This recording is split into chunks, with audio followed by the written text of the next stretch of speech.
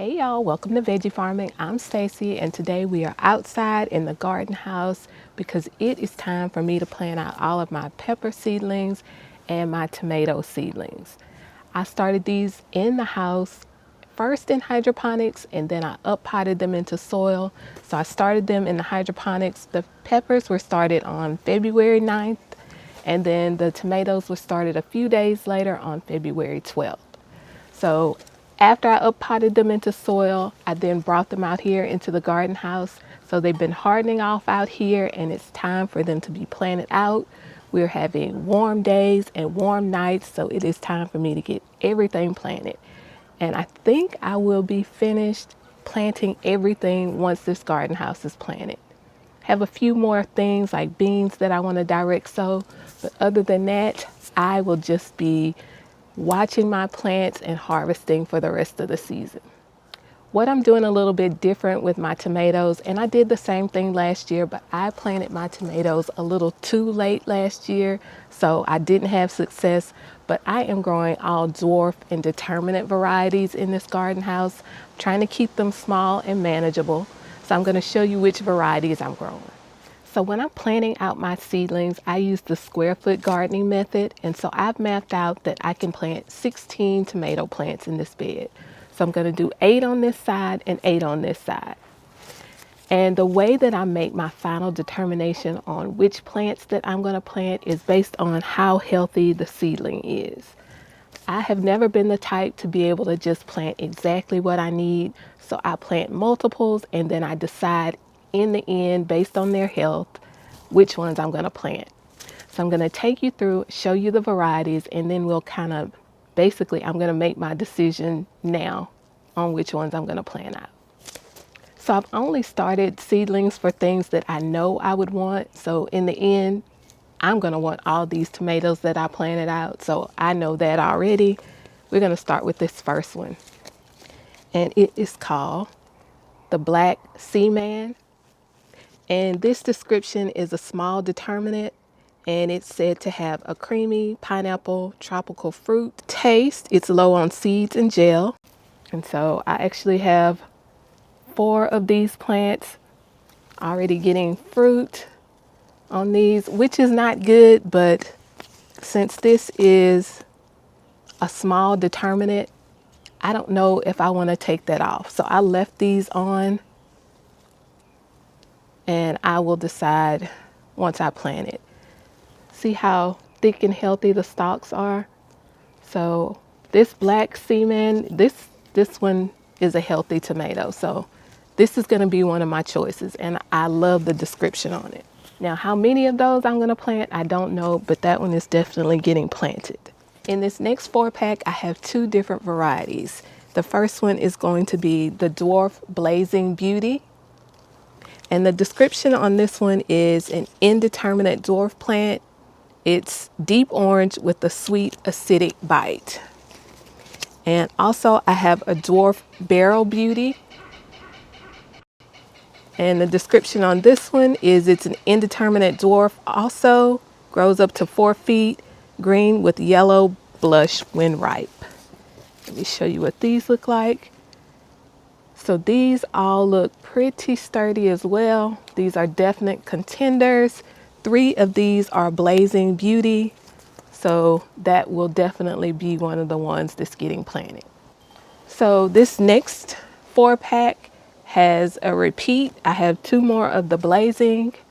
And then I have this different one, which is Taxi. And this Taxi, let me show you what it looks like. And the description on this one is that it is a determinate, compact, bushy plant with bright, yellow, very sweet, almost acid-free, and good for slicing. So this Taxi plant and this Taxi plant both look pretty good. Oh, let me show you this one. Already has fruit growing on it right there. Taxi will be planted also. I'm putting that on my list. All right, so next we have the Blackout Roma. And the description says some of the darkest plum black skins you'll ever see, slowly ripen to deep red, brushed with golden stripes. It's slightly smoky, low acidity, low moisture, very few seeds. And that's what these are looking like. Pretty sturdy. Right. And then in this next 4-pack, I have Mr. Snow and the Gourmandise Yellow. So let's see. This is the Gourmandise Yellow. I grew these last year. I really like them. They're a dwarf cherry, Determinate. And so that's this little tiny one right here. And the other 3 are Mr. Snow. Let me show you what that one looks like. And the description on the Mr. Snow says it's an indeterminate, deep green, deep green potato leaf, but it's an ivory color, pale pink blush, not many seeds, sweet with hint of citrus. And so I do have a white tomato here. I will plant some of the Mr. Snow. I don't know if these are, let me check this. This Rosella purple, it's dwarf, but I don't think they're supposed to be this small. I just don't think these are gonna make it. And look what happened to this Rosella. So this is the Rosella purple. And the description on this one was an indeterminate dwarf, perfect for large container, 3 to 4 feet height, rich deep purple, crimson interior, similar to Cherokee purple.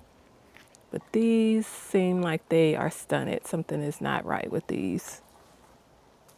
But next to it is the purple heart. Pull these bottom leaves off, and this one already has a flower that looks like it's turning into a piece of fruit. So I will do the purple heart, but these Rosella purples, if I have room somewhere, I'll pop them in and see what happens, but they won't make it into the garden.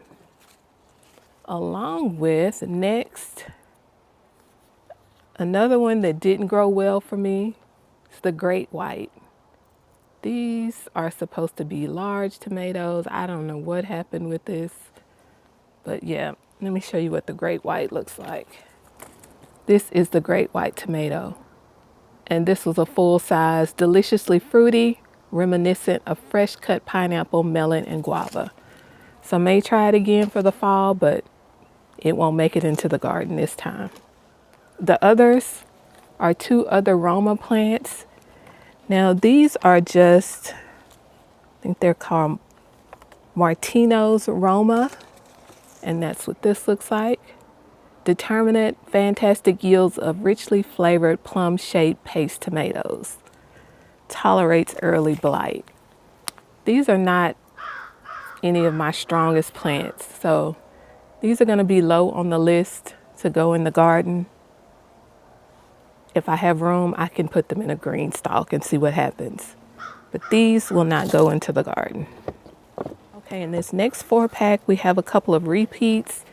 So this one here is Beryl. We've already seen that. And then this one is Sean's. We've seen that. But these other 2 are called Summertime Green. And this is what they look like. And so the description says it's an indeterminate dwarf, stays green, no yellow, more sweet than acidic, and you need to squeeze it to determine the ripeness because it'll be green. And so that is this one and this one. So those 2 plants look pretty sturdy. So at least one of them will probably make it. I'll pull this bottom leaf off, and one of those will make it into the garden. And then in this last 4-pack of tomatoes, I have one that I really wanted to try, and it is called the Dwarf Katydid. And the description on this one says it's an indeterminate dwarf, yellow with red swirls, 3 to 8 ounces. And dwarf plants produce 3 to 8 ounces of bicolored yellow tomatoes with red swirls, and it's delicious. That is the description on this one. And all of these plants look pretty sturdy, so it will definitely, yes, definitely make it into the garden. Okay, these are the ones I said would definitely make it into the garden. I counted them. There are 16, and this gourmandise yellow will not go in the garden. I have that in a separate bed or in the green stalk. So I have 15. That means I can double up on one of them. Oh, let me take this Rosella purple out. That's not gonna make it. So I have 14 that will definitely make it into the garden, so I can double up on 2 of them. Now comes the hard decision, because I want to try as many as I can, but the ones that I think I really like, I kind of want to do multiple plants. So I'm going to start spacing everything out, and then I will go from there. I still have to make room for my peppers, and actually I would say my peppers are going to be higher priority, so I'm not taking up any of my pepper space with tomatoes, so I'm going to have to pare down these tomatoes. So I'm going to go ahead and get it spaced out and start deciding where each of them will go. The smaller plants, I'm going to put them in rows of 2. The smaller plants will go in the front. I'm using my homemade square foot gardening template to help me section off how far apart I want to plant these tomatoes. And I'm just using my trowel to trace the markings and make it deep enough for me to be able to see. After I have it all sectioned off, I'm using a bulb planter to make holes so that I can just drop the roots in. This bulb planter makes the hole about the same size as the solo cup, so it makes it quick and easy to transplant.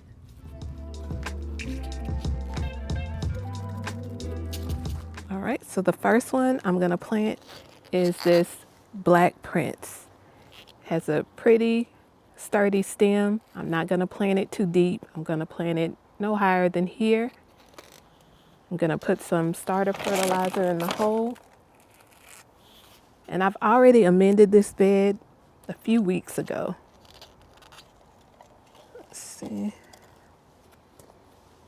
So it has plenty of roots. It's ready to come out of that cup. And get this planted right in here.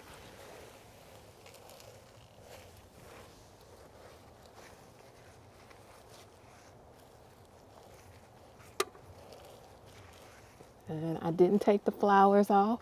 I'm gonna let it stay. Okay, first tomato of the season in place. It's a little sunnier out here than I would prefer, but I need to get this done today. It's almost 4 o'clock, so the sun should be going down soon. They shouldn't struggle too much. So let me get the next ones all planted in, and I'm gonna do the same process all the way.